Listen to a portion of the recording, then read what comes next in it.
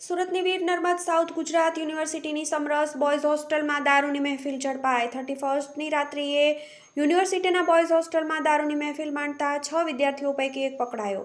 યુનિવર્સિટીના registrar in charge RC ગઢવીએ સમરસ હોસ્ટેલના room number 106માં red કરી હતી, જ્યાંથી 5 વિદ્યાર્થીઓ ભાગી ગયા હતા, ત્યારે એક વિદ્યાર્થી પકડાઈ ગયો હતો, જેને પગલે યુનિવર્સિટીના કુલપતિ ડોક્ટર કિશોરસિંહ ચાવડા અને રજિસ્ટ્રાર ડોક્ટર આરસી ગઢવી દ્વારા તમામ વિદ્યાર્થીઓ સામે પોલીસ કેસ કરવાનો નિર્ણય લીધો, જેને પગલે મોડી રાત્રે વેસુ પોલીસ દ્વારા દારૂડિયા વિદ્યાર્થીઓ સામે ફરિયાદ દાખલ કરી યુનિવર્સિટી દ્વારા હાલ તમામ વિદ્યાર્થીઓના પ્રવેશ રદ કરી દેવામાં આવ્યા। TV 18 news Surat. Doctor Rameshdan Gadhvi, कुल सचिव वीर नर्मद दक्षिण गुजरात विश्वविद्यालय सूरत। साहब, યુનિવર્સિટીના કેમ્પસના જે હોસ્ટેલ છે તેની અંદર શું ઘટના બની હતી, કઈ રીતની કાર્યવાહી હતી? 31 ડિસેમ્બર હોવાના લીધે એવા ઇનપુટ ખાનગી રાહે મળી રહ્યા હતા કે કદાચ કોઈ વિદ્યાર્થીઓ આ પ્રકારની ગતિવિધિઓ કરી શકે છે, એટલા માટે અમારી સમગ્ર ટીમ, અમારા સિક્યુરિટી ઓફિસર અને અમારા રેક્ટરશ્રીએ પણ સ્થળ પર તપાસ કરી। હું પણ સ્થળ પર જાતે ગયો હતો અને તપાસ કરતાં એક રૂમમાંથી આ પ્રકારે વિદ્યાર્થીઓ આવી ગતિવિધિ કરતા પકડાયેલા હતા અને એની સામે યોગ્ય કાર્યવાહી કરવામાં હાલ ચાલી રહી છે। સાહેબ, શું માહિતી મળી હતી, કઈ રીતની હતા ઘટના સ્થળે મળ્યું હતું?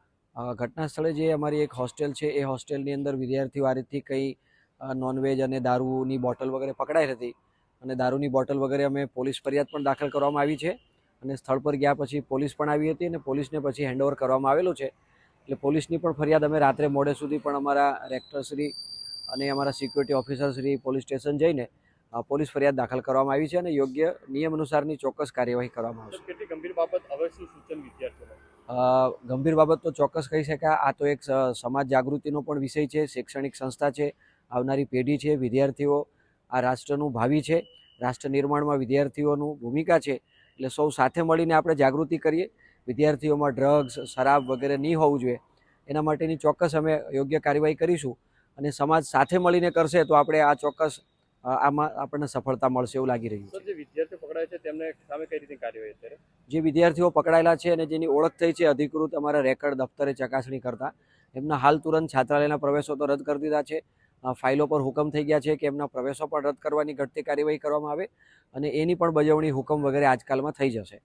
નિયમ અનુસારની ચોક્કસ કાર્યવાહી કરવામાં આવશે।